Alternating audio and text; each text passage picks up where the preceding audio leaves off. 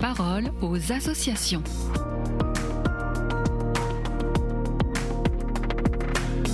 Bienvenue dans la parole aux associations. Je suis aujourd'hui avec Aubin Perdriol. Bonjour, je vous laisse vous présenter en quelques mots. Bonjour, je suis Aubin Perdriol, délégué général de la Fédération du scoutisme français. Est-ce que vous pouvez nous présenter aussi le scoutisme français ? Oui, le scoutisme français est une fédération qui rassemble 6 associations.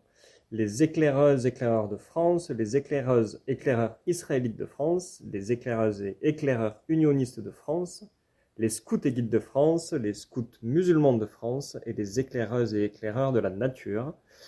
Nous représentons environ 130 000 adhérents, dont à peu près 50% d'enfants et 50% d'adultes.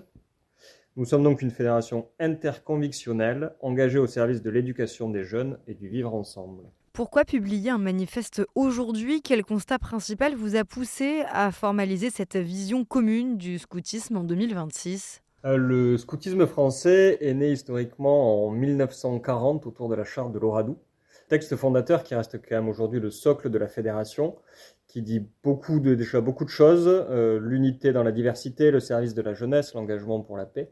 Mais il nous a semblé important d'actualiser un petit peu ça, puisque le texte date quand même d'il y a 80 ans.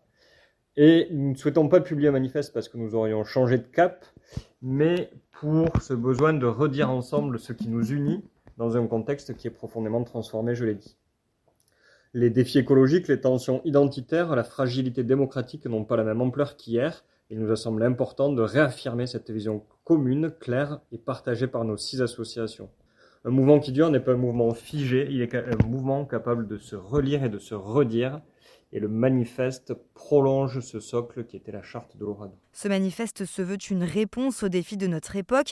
Et quels sont justement les défis que vous jugez les plus urgents pour les jeunes ? Nous avons identifié 2 défis majeurs. Tout d'abord, la crise climatique qui nous oblige à repenser nos modes de vie, notre rapport au vivant, agir avec cohérence.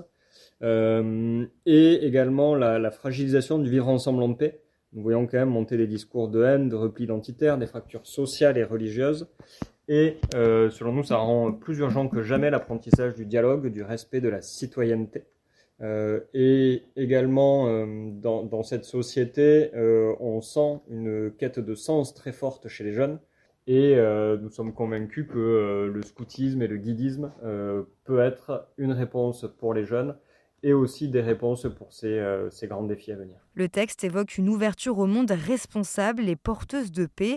Dans le contexte géopolitique actuel, qu'est-ce que ça implique pour vos relations entre mouvements de croyances différentes et aussi avec les autres mouvements scouts internationaux ? Notre fédération rassemble des mouvements catholiques, protestants, juifs, musulmans, laïcs et d'inspiration bouddhiste.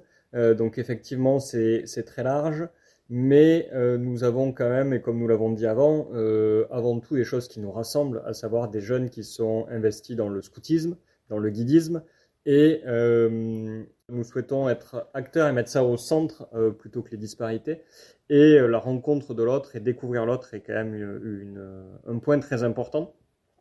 Et cette ouverture dépasse aussi nos frontières.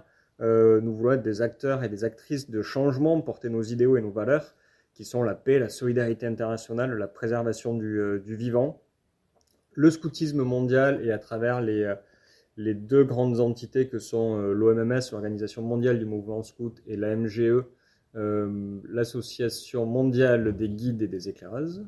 On est en résonance et on souhaite aussi, la France étant quand même un pays leader sur un certain nombre de points, pouvoir être leader aussi à l'international sur ces sujets-là. Merci beaucoup Aubin Perdriol et à bientôt pour une nouvelle chronique.